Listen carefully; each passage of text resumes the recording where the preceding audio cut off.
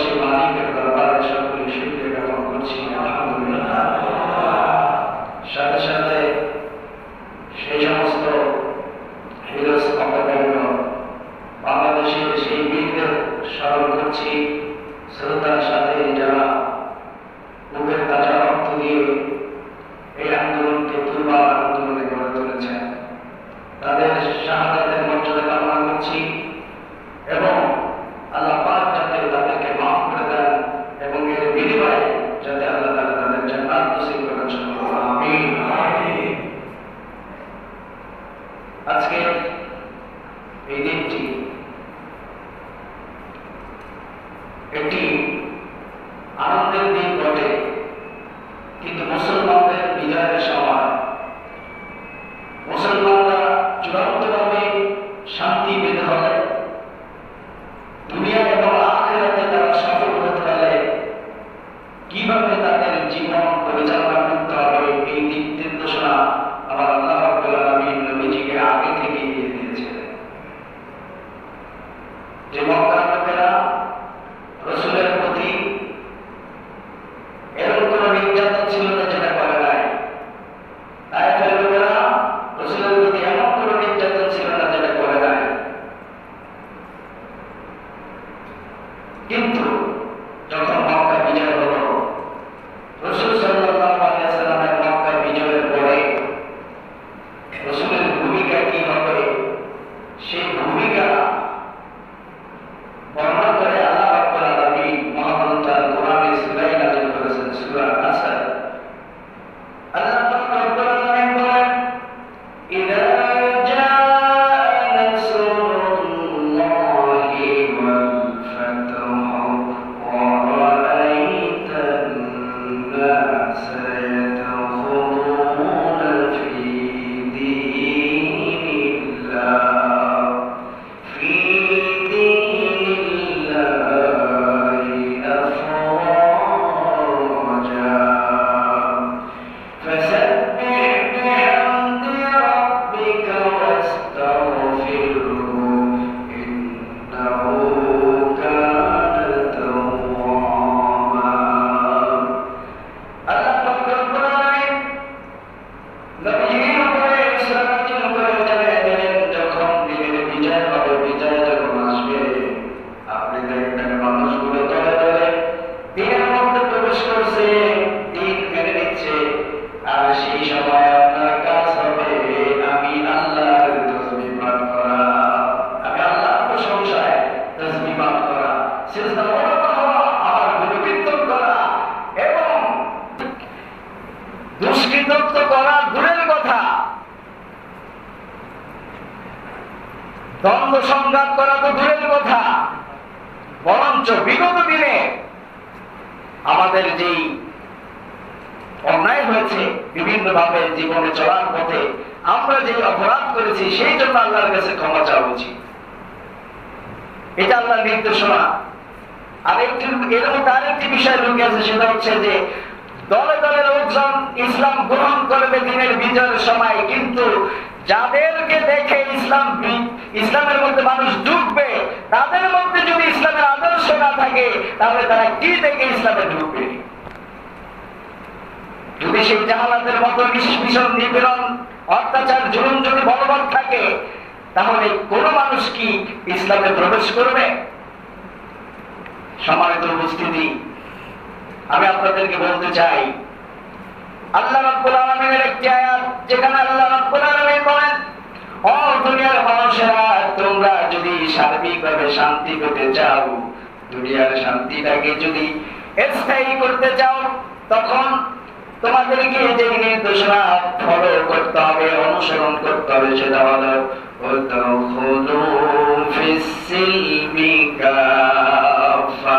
তোমরা পুরোপুরি ভাবে ইসলামের মধ্যে দাখিল হও, পুরোপুরি ভাবে শান্তির মধ্যে ঢুকে যাও, শান্তির ধর্ম ইসলাম, ইসলামের মধ্যে ঢুকে যাও। যদি শান্তি স্থায়ী করতে হয় দুনিয়া এবং আখিরাতে, আখিরাতের শান্তি চূড়ান্ত শান্তি, কিন্তু আল্লাহ তাআলা এই দুনিয়াতেও শান্তি দিবেন কিভাবে? যখন মানুষগুলো ইসলামের মধ্যে ঢুকে যাবে, পুরোপুরি ভাবে ইসলামের অনুসরণ করবে, নবীজির অনুসরণ করবে, সাহাবায়ে কেরামের অনুসরণ করবে, তখনই কেবল এই সমাজ শান্তির সমাজ হিসেবে প্রতিষ্ঠিত হতে পারে, এই সমাজ থেকে অশান্তি উঠে যেতে পারে। আপনারা সবাই জানেন বর্তমানে কিসের সিজন চলে? আমের সিজন চলে। আম কি তেঁতুল গাছ থেকে হয়েছে নাকি? কি গাছ থেকে? আম গাছ থেকে। তেঁতুল কি গাছ থেকে হয়? তেঁতুল গাছ থেকে। এইটা যেভাবে বুঝতে পেরেছেন যে তেঁতুল গাছ থেকে তেঁতুল হয়, আম গাছ থেকে আম হয়, আমের আশা করলে আম গাছই লাগাইতে হবে, তাহলে আম খাওয়া যাবে। তেঁতুলের আশা করলে তেঁতুল গাছই লাগাইতে হবে। আপনি আমি যদি শান্তির আশা করি, তাহলে শান্তির গাছই এই সমাজে লাগাইতে হবে। আর বর্তমান সময়ের শান্তির গাছ হলো ইসলাম, এবং ইসলাম একমাত্র ইসলাম। কি বলেন? শান্তির গাছ হলো ইসলাম। অতএব ইসলামের ছায়াতলে এসে যদি আপনি আমি আমার জীবনটাকে পরিচালনা করতে পারি, তাহলে এই সমাজের প্রত্যেকটি পদে পদে, প্রত্যেকটি রদে রদে যেটা কায়েম হবে সেটা হচ্ছে শান্তি আর শান্তি। আমরা কি চাই এরকম একটি শান্তির সমাজ বিনির্মাণ করতে? আপনারা কি চান? অবশ্যই চাই ইনশাআল্লাহ। তবে আমাদেরকে যে কাজটা করতে হবে সেটা হচ্ছে শান্তির গাছ লাগাইতে হবে। কি করতে হবে? এবং এই শান্তির গাছ যাতে কোন পশু যাতে আক্রমণ করতে না পারে, সেজন্য প্রয়োজনে বেড়া হয়ে দাঁড়িয়ে যেতে হবে। এই শান্তির গাছ যারা লাগিয়েছে, তারা লাগাইতে চায় তাদের পাশে। কি বলে? আজকে যারা বাংলাদেশে ইসলাম কায়েম করতে চায়, ইসলাম প্রতিষ্ঠা করতে চায়, এরা মূলত শান্তির গাছ লাগাইতে চায়। অতএব আমরা যারা শান্তি চাই, আমাদের উচিত হবে তাদের পাশে দাঁড়ানো, তাদের পাশে দাঁড়িয়ে ইসলাম নামক গাছটাকে তরুতাজা করা এবং এখান থেকে শান্তির নামক ফল উপভোগ করা। আর যদি আমরা সেই পশুদের সাথে যারা গাছকে খেয়ে ফেলতে চায় এবং সমূলে উপড়ে দিতে চায় পৃথিবী থেকে, যদি তাদের সাথে যদি কাঁধে কাঁধ মিলিয়ে চলি, তাহলে তো এই শান্তির গাছ থাকবে না। আর এটা যখন থাকবে না, সমাজে শান্তি নামক কোনো বস্তুই খুঁজে পাওয়া যাবে না। অতএব আমাদের উচিত হবে যারা এই দেশে ইসলাম কায়েম করতে চায়, ইসলামী রাজনীতিকে দেশে ত্বরান্বিত করতে চায়, আল্লাহর জমিনে আল্লাহর দ্বীন কায়েম করতে চায়, এই মুহূর্তে সঠিক সিদ্ধান্ত হবে তাদের সাথে ঐক্যমত পোষণ করা, কোন দুষ্কৃতিকারীদের সাথে নয়। কি বলেন? ইসলামের সাথে সন্ত্রাসের কোনো সম্পর্ক নাই, ইসলামের সাথে ভাঙচুরের কোনো সম্পর্ক নাই, ইসলামের সাথে জবর দখলের কোনো সম্পর্ক নাই। বরঞ্চ ইসলামের ইতিহাস তো সেই ইতিহাস, আপনি যদি দেখান, হযরতে আদম আলাইহিস সালামের দুই সন্তান ছিল, হাবিল এবং কাবিল। কাবিল হত্যা করেছিল কাকে? হাবিলকে হত্যা করেছিল। কিন্তু হত্যা প্রথম করে নাই, প্রথম তাদের মধ্যে লটারি হয়েছে। কি লটারি? আল্লাহ পাকের পক্ষ থেকে আল্লাহ সুবহানাহু ওয়া তাআলা তাদেরকে কুরবানি করতে বললেন। কুরবানি যখন পেশ করা হলো, দুইজনের কুরবানির একজনের কুরবানি আল্লাহ কবুল করলেন। হাবিলের কুরবানি আল্লাহ কবুল করলেন, কাবিলের কুরবানি কবুল করেন নাই। কারণ আল্লাহ রাব্বুল আলামিন মুত্তাকি ছাড়া কারো পক্ষ থেকে কুরবানি করেন না। কোন মুত্তাকি যখন খালিস ভাবে আল্লাহ পাকের জন্য কুরবানি দেয়, আল্লাহ রাব্বুল আলামিন তার আগেই কবুল করে নিয়ে যান। যখন সে এই কাজে হেরে গেল, এই প্রতিযোগিতায় হেরে গেল, বলল আমি তোমাকে হত্যা করব। যখন কাবিল হাবিলকে বলল আমি তোমাকে হত্যা করব, কিন্তু হাবিল কি বলেছে শুনুন, হাবিল হত্যা করব এই কথা বলে নাই, কাবিল বলেছে আমি তোমাকে হত্যা করব। কিন্তু তার এই কথার প্রতিবাদে হযরতে হাবিল বলল লাইন বাসাত ইলাইয়া ইয়াদাকা লিয়াকতুলানি মা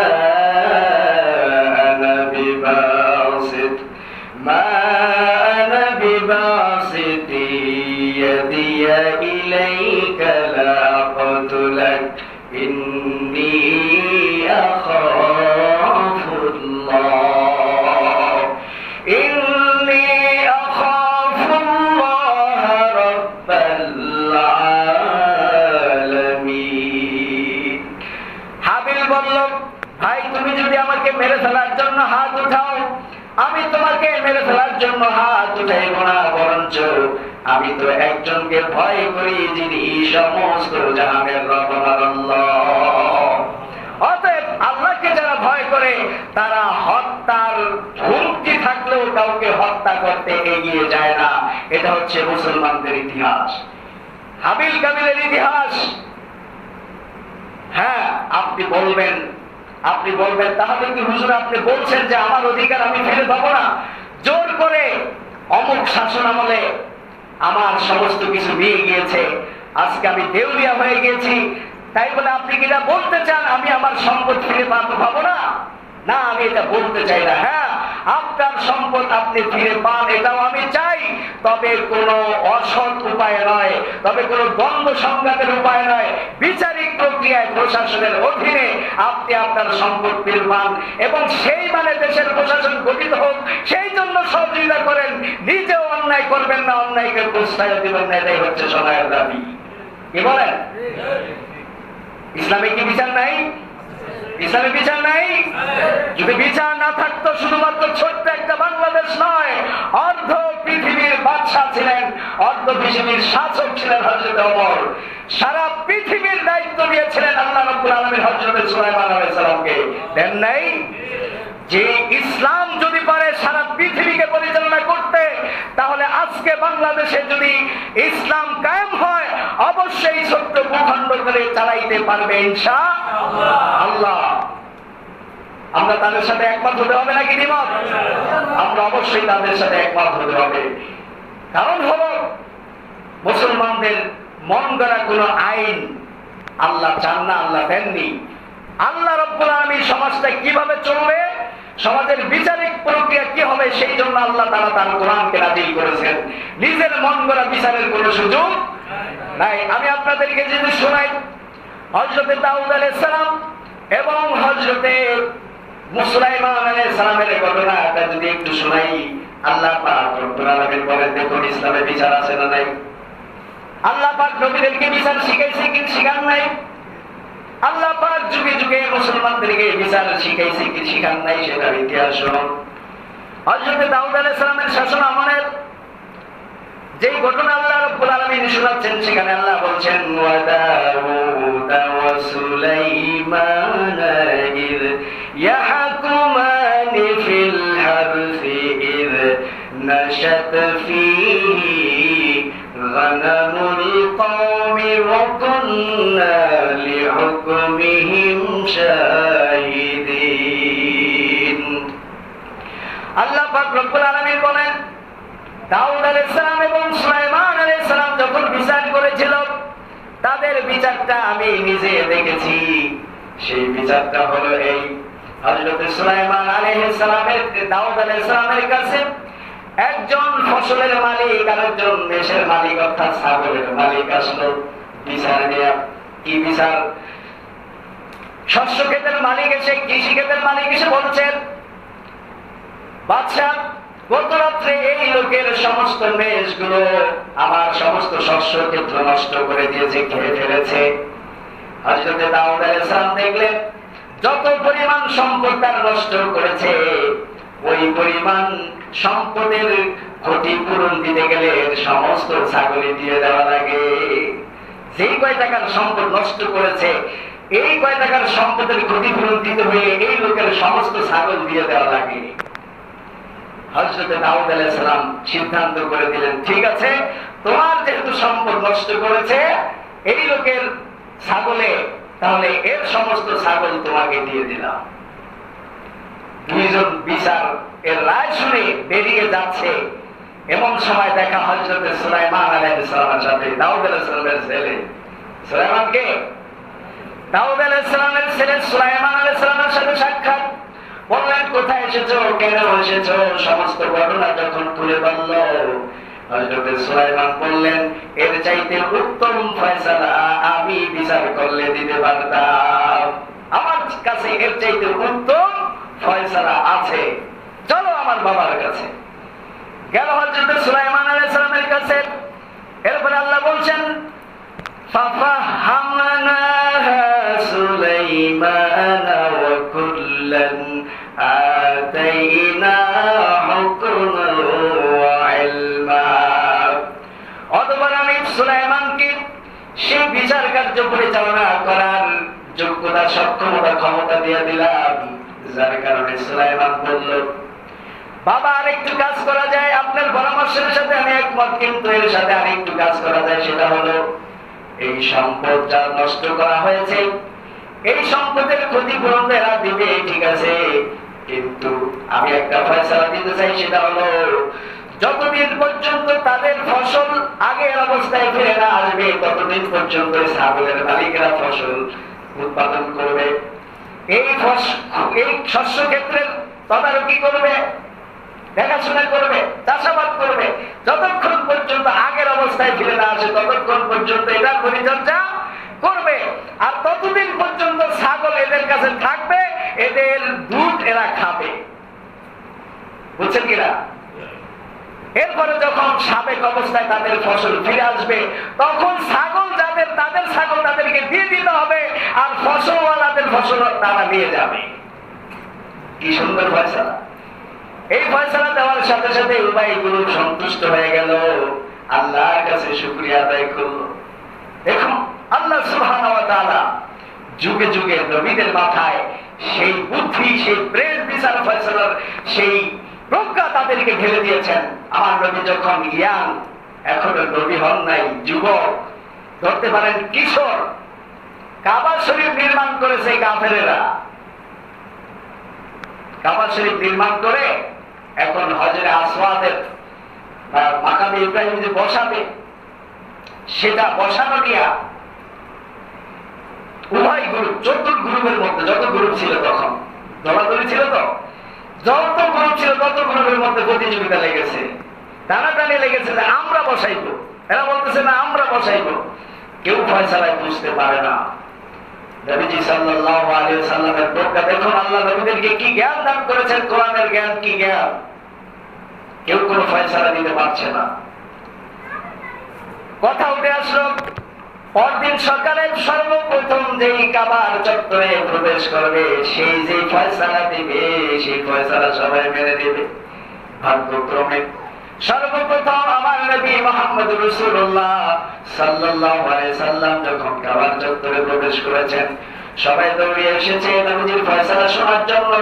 নবীজি সাল্লাল্লাহু আলাইহি সাল্লাম বললেন, ঠিক আছে, তোমাদের অবস্থা আমি জেনেছি, আপনাদেরকে বলছি, প্রত্যেক গোত্র থেকে একজন করে আসে, আর একটা চাদর বিছানো হলো, চাদরের উপরে পাথরটা রাখা হলো। আর আল্লাহ রাসূল বললেন, প্রত্যেক গোত্র থেকে একজন করে আসে, একজন করে এসে চাদরের খুঁটে ধরে দাঁড়িয়ে তাকে বসায় দেই। আল্লাহু আকবার! কোনো বন্ধ নাই, প্রত্যেক গ্রুপের লিডার মিলে চাদরের খুঁটে ধরেছে, কেউ পাথর ধরে নাই, সবাই চাদরের খুঁটে ধরেছে, সবাই মিলে সেই পাথরকে প্রতিস্থাপন করেছে। তাহলে রাসূলদের জীবনীতে আল্লাহ রাব্বুল আলামিন এই সমাজ পরিচালনা করার, সমাজের মারামারি, কাটাকাটি, দ্বন্দ্ব নিরসনের উপায় আল্লাহ রাব্বুল আলামিন রাসূলদের মাথায় দিয়েছেন কি দেন নাই?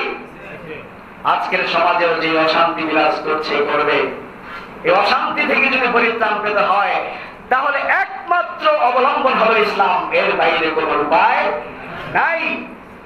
কারণ যারাই আসবে তারাই মানব রচিত মতবাদ পৃথিবীতে প্রতিষ্ঠা করার চেষ্টা করবে, কোরআন দিয়ে তারা সমাজ চালাবে না। কারণ কোরআন তো জানেই না, জানলে না চালাইবে। কি বলেন, ড্রাইভিং না জানলে কি ড্রাইভিং করা যায়? এত শিখতে পারবো, ঠিক না? অ্যাক্সিডেন্ট হবে।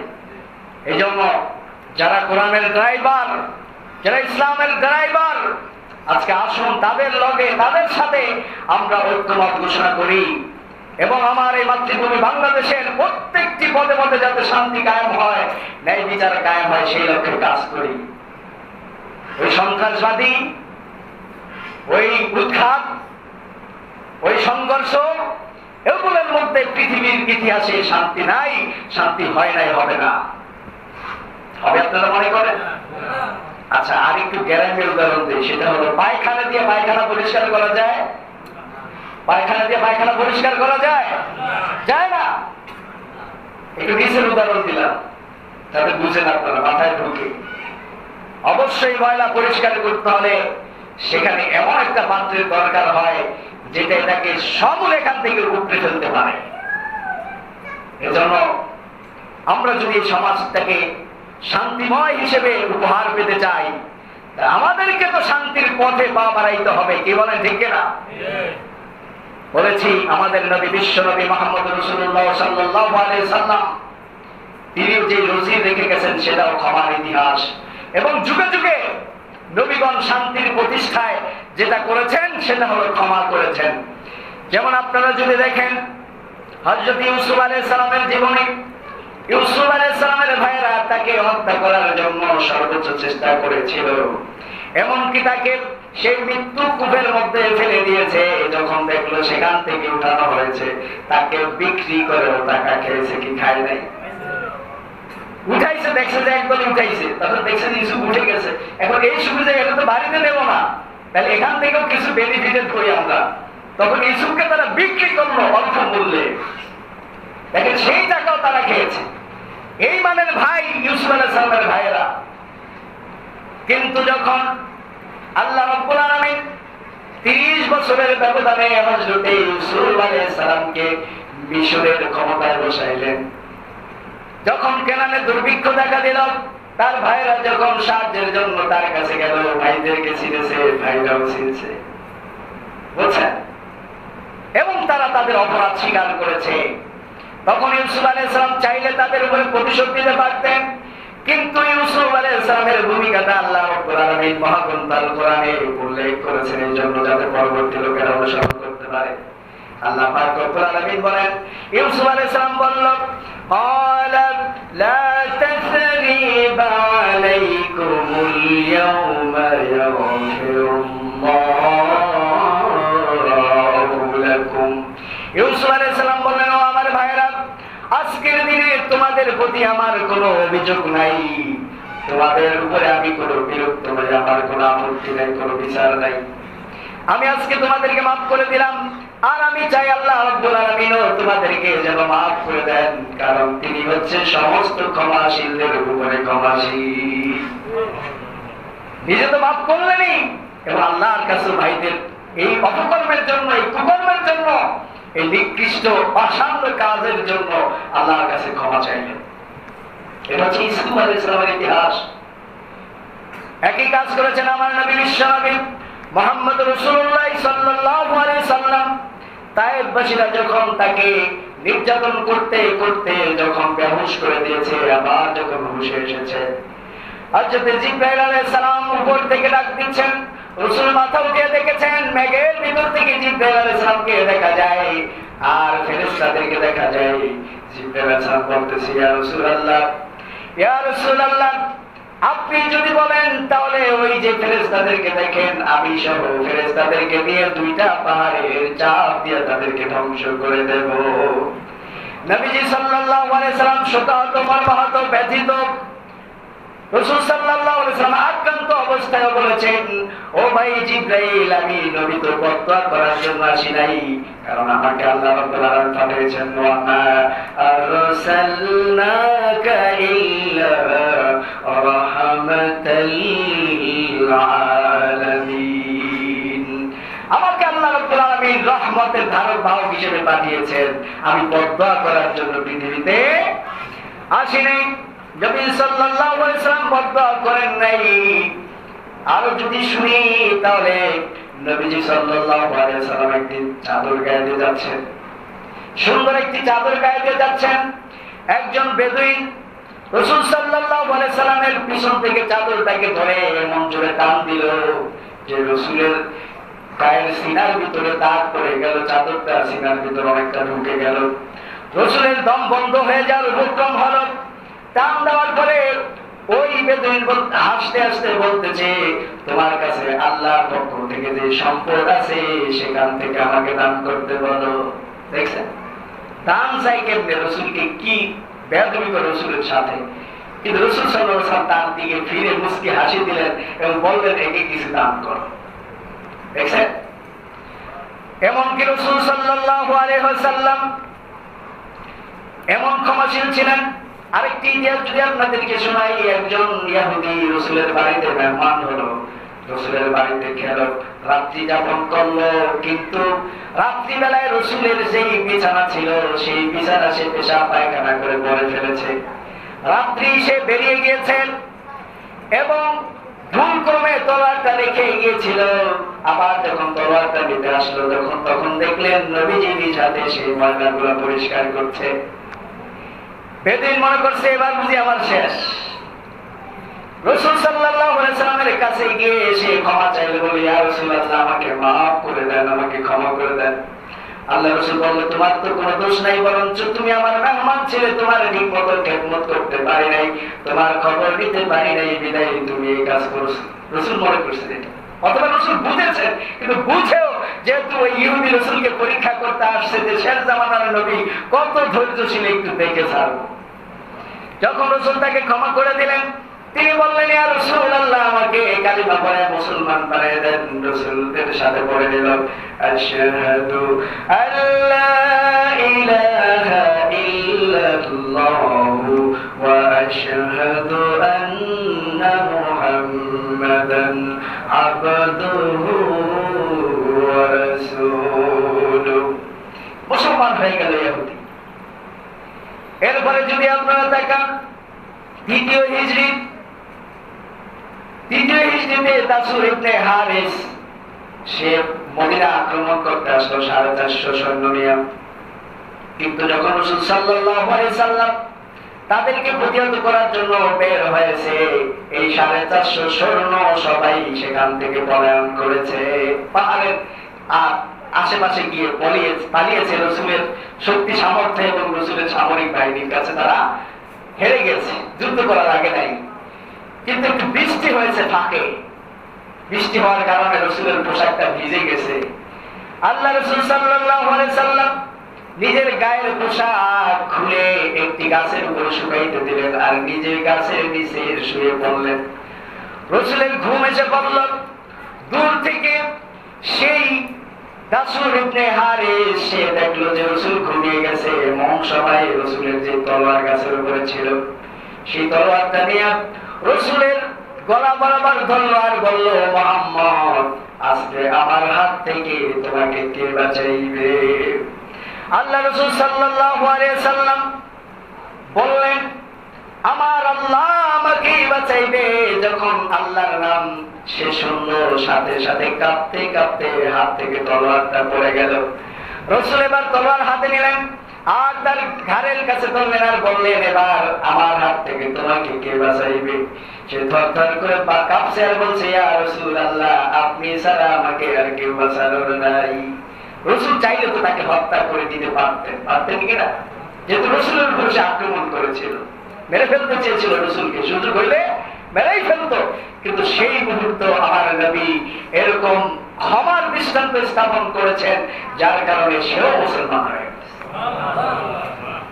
এমনি ভাবে মুসলমানদের ইতিহাস ক্ষমা করার ইতিহাস, নবীদের ইতিহাস ক্ষমা করার ইতিহাস। কারণ আল্লাহ রাব্বুল আলামিন নবীজিকে ক্ষমা করার জন্য নির্দেশ দিয়েছেন। আল্লাহ শুধু নামাজ পড়ার কথা নবীকে বলেন নাই, রোজা রাখার কথা শুধু বলেন নাই, যাকাত দেওয়ার কথা শুধু বলেন নাই, সাথে সাথে আল্লাহ রাব্বুল আলামিন বলছেন খুযিল আফওয়া ওয়া আমুর বিল মারুফি ওয়া আরিদ আনিল জাহিলিন। আল্লাহ নবীকে লক্ষ্য করে বলেন নবী আপনি ক্ষমার পথ অবলম্বন করুন, মানুষদেরকে ক্ষমা করার উপদেশ দিন, আর জাহেলদের থেকে আপনি এড়িয়ে থাকুন। জাহেলদের থেকে এড়িয়ে থাকুন তার মানে বোঝা গেল যারা মানুষকে ক্ষমা করতে জানে না তারা হচ্ছে জাহেল। আল্লাহ বলছেন, আল্লাহ তো প্রথম বললেন যে খুযিল আফওয়া আপনি ক্ষমার পথ অবলম্বন করুন, আর কি করুন ক্ষমার করার জন্য মানুষকে আদেশ দিন, বলুন, আর জাহেলদের থেকে এড়িয়ে চলুন। আনিল জাহিলিন, আর জাহেলদের থেকে এড়িয়ে চলুন। তার মানে হচ্ছে এই দুইটির মধ্যে যারা থাকবে না এরা মূলত জাহেলের মধ্যে পড়ে যায়। অতএব নবীজি সাল্লাল্লাহু আলাইহি সাল্লাম ক্ষমার জন্য আমাদেরকে উৎসাহিত করেছেন। আজকে যদি আমরা মানুষ হয়ে মানুষকে ক্ষমা করতে না পারি, ভাই হয়ে ভাইকে ক্ষমা করতে না পারি, প্রতিবেশী হয়ে প্রতিবেশীকে ক্ষমা করতে না পারি, তাহলে এই সমাজে আপনিও কিন্তু শান্তিতে থাকতে পারবেন না। কারণ একে অন্যের প্রতি বিরূপ মন পোষণ করে শত্রুতা বজায় রেখে নিজেও মানসিকভাবে শান্তিতে থাকা যায় না, যায় কি? থাকা যায় না। আসুন না আমরা রাসূলের সেই পথকে অনুসরণ করে একে অন্যকে যত সম্ভব ক্ষমা করে দেওয়ার চেষ্টা করি। হ্যাঁ, যদি আপনার উপরে এরকম কোন জুলুম হয়ে থাকে যেটা যথার্থই জুলুম, সেটা বিচারিক প্রক্রিয়া আপনি আপনার প্রাপ্য বুঝে নিন, সেটার ব্যাপারে আমি অন্তরায় হয়ে দাঁড়াবো না। ইসলামও আপনাকে এটা বলে না। এতটুকু জায়েজ, যতটুকু আপনার উপর করা হয়েছে ততটুকু জায়েজ। একজন লোক আপনার উপর থাপ্পড় দিয়েছে, যেই ওয়েটে, যেই দিক থেকে, যেই গালে, যেখানে যেভাবে থাপ্পড় দিয়েছে, ঠিক সেইভাবে, সেই পরিমাণ, সেই ওয়েটের একটা থাপ্পড় আপনি দিতে পারবেন, ইসলাম এটা জায়েজ আছে। কিন্তু আপনি কি পারবেন কখনো ওই মাপে, ওই ওজনে, ওই জায়গায়, ওইভাবে, ওই বয়স মিলে একটা থাপ্পড় দিতে পারবেন না। এরকম মাপকাঠি নাই, এরকম দাঁড়িপাল্লা নাই। সুতরাং উত্তম হলো তাদেরকে ক্ষমা করে দেওয়া, কারণ ক্ষমাই মানুষকে এক সময় আপনার কি করে দেবে, আপনার বন্ধু করে দেবে। কারণ রাসূল সাল্লাল্লাহু আলাইহি ওয়াসাল্লাম পৃথিবীতে আসছেন তখন তার থেকে আপন ছিল না, সমস্ত শত্রু, কিন্তু সময়ের ব্যবধানে সকলে বন্ধু হয়ে গেল। কিসের মাধ্যমে? রাসূল সাল্লাল্লাহু আলাইহি ওয়াসাল্লামের আদর্শের মাধ্যমে। এই জন্য অন্যায়কে অন্যায় দিয়ে ভালো করা যায় না, বরঞ্চ অন্যায়কে ভালো দিয়ে প্রতিহত করতে হয়। আর এই কথা আমি বলিনি, আমার আল্লাহ বলেছেন। আল্লাহ রাব্বুল আলামিন বলেন, ইদফা বিল্লাতী হিয়া আহসান, তোমরা খারাপকে, মন্দকে ভালো দিয়ে প্রতিহত করো। মন্দকে কি দিয়ে প্রতিহত করো? ভালো দিয়ে প্রতিহত করো। ময়লাকে ময়লা দিয়ে পরিষ্কার করা যায় না, বরঞ্চ ময়লা পরিষ্কার করতে হলে সেখানে একটি ডিটারজেন্ট পাউডার অথবা সাবানের সহযোগিতা লাগে, ঠিক নয় কি? অতএব আসুন, অন্যায়কে অন্যায় দিয়ে কোনোদিন সঠিক ইনসাফ সমাজে কায়েম হয় না। অতএব আমরা কেউ অন্যায় করবো না, অন্যায়কে প্রশ্রয় দেব না, অন্যায়ের পথে পা বাড়াবো না। আমরা যতদিন বেঁচে থাকবো, যা কিছু করব সব কার সন্তুষ্টির জন্য করব? আল্লাহর সন্তুষ্টির জন্য করব। আসুন না, আজকে আমার রাজনীতি যেটা আমরা করি, আমাদের দেশে যে রাজনীতি, সেটা হচ্ছে চলমান রাজনীতি, যেটা ইসলামী রাজনীতির বাইরে যে রাজনীতি, সেটা হচ্ছে মানুষকে শোষণের রাজনীতি, মানুষকে নিপীড়নের রাজনীতি, মানুষকে শোষণের রাজনীতি, মানুষকে অত্যাচারের রাজনীতি। কারণ আজকে মানুষ মনে করে দল যখন চেঞ্জ হয় তখন আমার অবস্থা শেষ। কিন্তু না, আমরা চাই এমন অবস্থা পৃথিবীতে, বিশেষ করে আমার বাংলাদেশে প্রতিষ্ঠিত হোক, যেখানে দল চেঞ্জ হলেও মানুষগুলো আতঙ্কে থাকবে না, যেখানে দল চেঞ্জ হলে মানুষগুলো বরঞ্চ তারা একটি আশ্রয়ের জায়গা খুঁজে পাবে। একজন রাষ্ট্রপতি, একজন শাসক, একজন সমাজ সেবককে দেখে মানুষ কেন ভয় পাবে? বরঞ্চ মানুষ তাদেরকে আশ্রয়ের জায়গা মনে করবে, বিশ্বাসের জায়গা মনে করবে, ন্যায় বিচারের জায়গা মনে করবে। এইভাবে, এই মানে যদি আমরা আমাদের সমাজকে প্রতিষ্ঠিত করতে চাই, অবশ্যই আমাদেরকে অন্যায় থেকে বেরিয়ে আসতে হবে, অন্যায়কে প্রশ্রয় দেওয়া যাবে না, ন্যায়ের পথ অবলম্বন করতে হবে। আর পৃথিবীতে সবচেয়ে বড় ন্যায়ের পথ হলো ইসলামের পথ। কি বলে? জাহালাতের সমস্ত অন্ধকার দূর করে দিয়েছেন রাসূল সাল্লাল্লাহু আলাইহি ওয়াসাল্লাম ইসলামের মাধ্যমে, যেখানে যুগ যুগ ধরে মানুষের মাঝে বিভেদ, বিশৃঙ্খলা, অশান্তি বিরাজমান করছিল, কিন্তু এই কোরআনের মাধ্যমে, ইসলামী সংবিধানের মাধ্যমে সেগুলো দূরীভূত হয়েছে।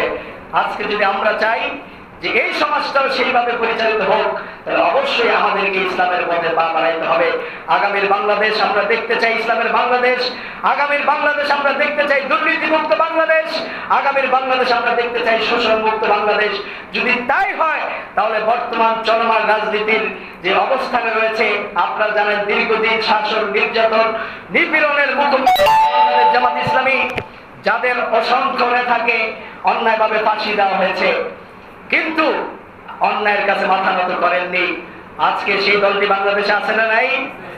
যারা ইসলাম কায়েম করতে চায়, সেই দলের সাথে আমরা যাতে ঐক্যমত পোষণ করতে পারি এবং আমাদের যাতে সর্বোচ্চ সমর্থন এখানে থাকে।